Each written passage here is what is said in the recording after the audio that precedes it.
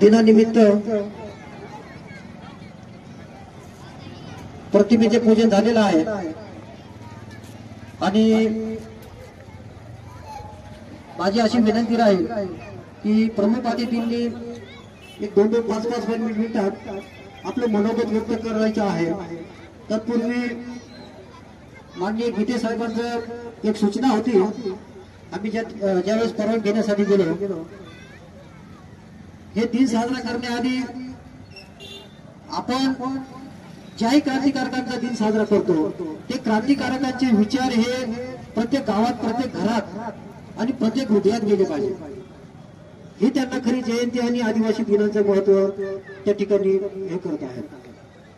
तर गीते साहेबांना मी एक आश्वासन देतो, आजचा आदिवासी दिन आज जागेअभावी मंडपाची व्यवस्था करता येत नाही पावसाच्यामुळे, परंतु पुढील वर्षी आपण असाल किंवा नसाल तरी पण पुढच्या आदिवासी दिनासाठी 9 ऑगस्टसाठी मी आपणास आजच आमंत्रित करतो। आणि वक्ता म्हणून आपण खूप छान वक्ते आहात हे आम्हाला माहित आहे आणि पुढील आदिवासी दिन आणि आंबेडकर जयंतीसाठी आपण या ठिकाणी आम्हाला मार्गदर्शन करण्यासाठी उपस्थित राहावे हे आपणास मी आज आमंत्रण देऊन थांबतो आणि आपणास विनंती करतो आपण आपलं 5 मिनिटात मनोगत व्यक्त करायचं।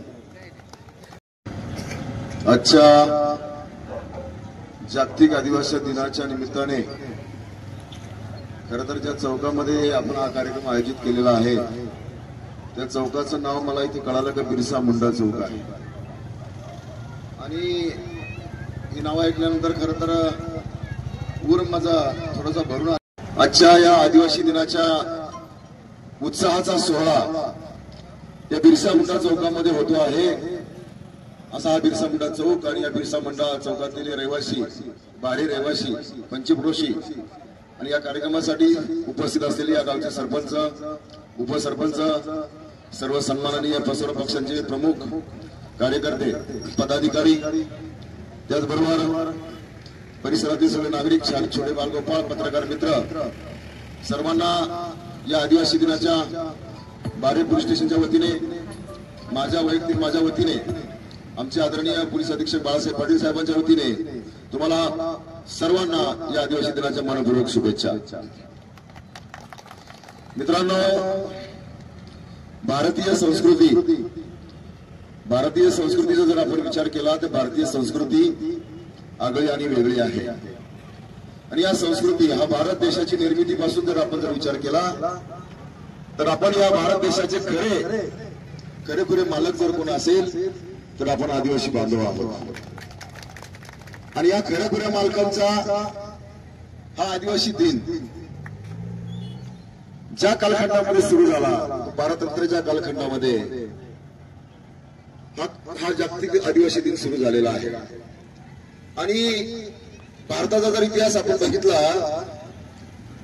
तर भारतावरती परकीयांचं राज्य आपण पारतंत्र्यामध्ये असताना 19व्या शतकामध्ये आपल्याकडे काही क्रांतीसूर्य, क्रांतीवीर, काही स्वातंत्र्य सेनानी या सगळ्यांनी आपल्यासाठी बलिदान दिलेलं आहे। त्यामध्ये या सगळ्यांची आज आठवण काढणं गरजेचं आहे। त्यामध्ये सन्माननीय बिरसा मुंडाजी असतील, रामजी बाबा असतील, राघोजी भांगरे असतील, हे सर्व जे आहे यांनी त्या काळामध्ये जिथे माणसाला बोलायची हिंमत नव्हती, जिथे माणसाला स्वतःचं मत मांडण्याची हिंमत नव्हती, परकीयांचं आक्रमण चालू असताना सगळ्या आदिवासी समाजावरती, आदिवासी बांधवांवरती इंग्रजांनी ज्या पद्धतीने जुलूम चालवलेला होता त्या जुलमाच्या विरुद्ध या माणसांनी स्वतः उभं राहिलेलं आहे आणि त्या जुलमाच्या विरुद्ध आंदोलन केलेलं आहे। बिरसा मुंडा साहेबांचा जर आपण विचार केला, त्यांचा जन्म कालखंड किती बघा, 1875 मध्ये त्यांचा जन्म झालेला आहे। किती? 1875। झारखंड, रांची या ठिकाणी त्यांचा जन्म झाला आहे। आणि त्या काळामध्ये या इंग्रजी राजवटीचा त्रास त्यांनी अनुभवलेला आहे आणि आपला समाज, आपले बांधव, आपले आदिवासी बांधवांवरती होणारे जुलूम त्यांनी बघितले, ते भोगवत नव्हते।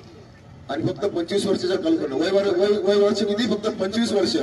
1875 1900 याच कालखंडामध्ये या माणसाने आपलं आयुष्य संपूर्ण आदिवासी समाजासाठी घालवलेलं आहे आणि म्हणून त्यांचा विचार ज्या माणसाने आमच्यासाठी एवढं केलेला आहे त्यांची आठवण आज काढणं गरजेचे आहे. मी परवा आदरणीय सरपंच साहेबांनी सांगितलं आताच, मी सांगितलं त्यांना, म्हटलं साहेब समाज बदलत चाललेला आहे. समाजामध्ये डॉक्टर बाबासाहेब आंबेडकर जयंती असेल, छत्रपती शिवाजी महाराजांची जयंती असेल, आपली बिरसा मुंडा साहेबांची असेल किंवा आदिवासी दिवस साजरा करत असताना आजचा जो समाज आहे, आजची जी तरुण पिढी आहे यांना त्यांचं कार्याची आठवण झाली पाहिजे. त्यांनी आमच्यासाठी काय केलेलं आहे याची माहिती मिळाली पाहिजे. त्यांचे विचार या सगळ्या तळागाळापर्यंत गेले पाहिजे असं मी त्यांच्यापाशी मांडलं आणि त्यांनी आज खऱ्या अर्थानं या ठिकाणी कुठले ढोल नाही, ताशा नाही, बेंजो नाही, डीजे नाही असं काही न करता एक चांगला उपक्रम या ठिकाणी त्यांनी साजरा केला. त्याबद्दल मी त्यांना सल्यूट देतो, तुम्हाला सगळ्यांना सल्यूट करतो. सकाळी मित्रांनो माझ्याकडे, आता तुम्हाला सगळ्यांना माहिती, माझ्याकडे मुलं ट्रेनिंगला येतात. आज माझ्याकडे 100 मुलं ट्रेनिंगला होते. सत्य सांगतो, वाईट वाटून घेऊ नका. मी सगळ्यांना विचारलं की बाबांनो आज जागतिक दिवस काय आहे, आपण जागतिक आदिवासी दिवस साजरा करतो आहे, सांगता यायला पाहिजे की नाही? सांगता यायला पाहिजे ना. जागतिक आदिवासी दिवसाचं महत्व सांगता आलं पाहिजे. बिरसा मुंडा साहेबांच्या विषयी माहिती सांगता आली पाहिजे, राघोजी भांगरे साहेबांच्या विषयी माहिती सांगता आली पाहिजे. परंतु दुर्दैवाने मित्रांनो आमच्या पुढच्या पिढीमध्ये आम्ही रुजवत चाललेलो नाहीये. या पुढच्या पिढीला, छोट्या शिकणाऱ्या पिढीला हे सगळं त्यांचं कार्य नाचून नाही, हे त्यांचं कार्य नाचून नाही, आम्हाला वाचून सांगावं लागणार आहे आणि त्यासाठी आजची आपली जागतिक आदिवासी दिन आपण साजरा करत आहोत. म्हणून पुढच्याही पिढीला मी विनंती करेल, नाचून साजरी करण्यापेक्षा आपण वाचून साजरी करूया. सगळ्यांनी आपला उत्सव, आम्ही जल, जंगल, जमीन ही जपणारी माणसं आहेत. आम्ही जल, जमीन, जंगल जपणारी माणसं आहेत, खेड्यापाड्यात राहणारी माणसं आहेत, आदिवासी भागात राहणारी माणसं आहेत. आमची संस्कृती वेगळी आहे, आमचं वागणं वेगळं आहे, आमचं राहणीमान वेगळं आहे आणि ही संस्कृती जतन करण्यासाठी हा आदिवासी दिवस साजरा झाला पाहिजे. ही संस्कृती पुढे चालू राहिली पाहिजे, या पिढीला त्याची जाण राहिली पाहिजे. म्हणून हा आदिवासी दिवस मोठ्या उत्साहाने तुम्ही या ठिकाणी साजरा करत आहेत. या ठिकाणी या दिवसाच्या निमित्ताने परत आम्ही संकल्प केला पाहिजे की आम्ही आमचा समाज चांगल्या दिशेकडे घेऊन जाणार आहोत. आमच्या मुलांना शिक्षणाकडे वळवणार आहोत, आमच्या मुलींना शिक्षणाकडे पाठवणार आहेत. अल्पवयामध्ये आम्ही त्यांचे लग्न करणार नाही असा संकल्प आजच्या दिवसाला आम्ही केला पाहिजे. आमच्या मुलांना व्यसनापासून दूर राहण्याचा संकल्प आम्ही आज केला पाहिजे. आमचे मुलं चांगले शिकले पाहिजे हा संकल्प आम्ही केला पाहिजे. आम्ही गरीब आहोत, आम्हाला जाणीव आहे, पण परिस्थितीचं कारण आम्ही न देता आमच्या मुला मुलींना चांगलं शिकवा. डॉक्टर बाबासाहेबांनी सांगितलं, शिका, संघटित व्हा आणि संघर्ष करा. शिकला तर कुठेच अडकणार नाही. म्हणून मित्रांनो विनंती करेल या निमित्ताने, आम्ही कितीही गरीब असलो तरी आमच्या मुलाला शाळा शिकवा, आमच्या मुलीला शाळा शिकवा. कायदा पाळायला शिकलं पाहिजे. कायदा कधी पाळणार? आम्ही शिकल्यावरती. आज माझी विनंती असेल सगळ्या तरुणांना, आजचा दिवस साजरा करायचा आहे, पण साजरा करत असताना मोटरसायकलवरती झेंडे लावलेले आपण, टेबल सीट चालवताय हरकत नाही, परंतु वेगावर नियंत्रण ठेवा, वेगावर नियंत्रण ठेवा. चुकीचं काम करू नका. आपल्याकडे जास्त घरी जायचं आपल्या सगळ्यांना आनंदाने, शांततेमध्ये आणि उत्साहात साजरा करा. तुम्हाला सगळ्यांना पुन्हा एकदा मी शुभेच्छा देतो आणि थांबतो. धन्यवाद.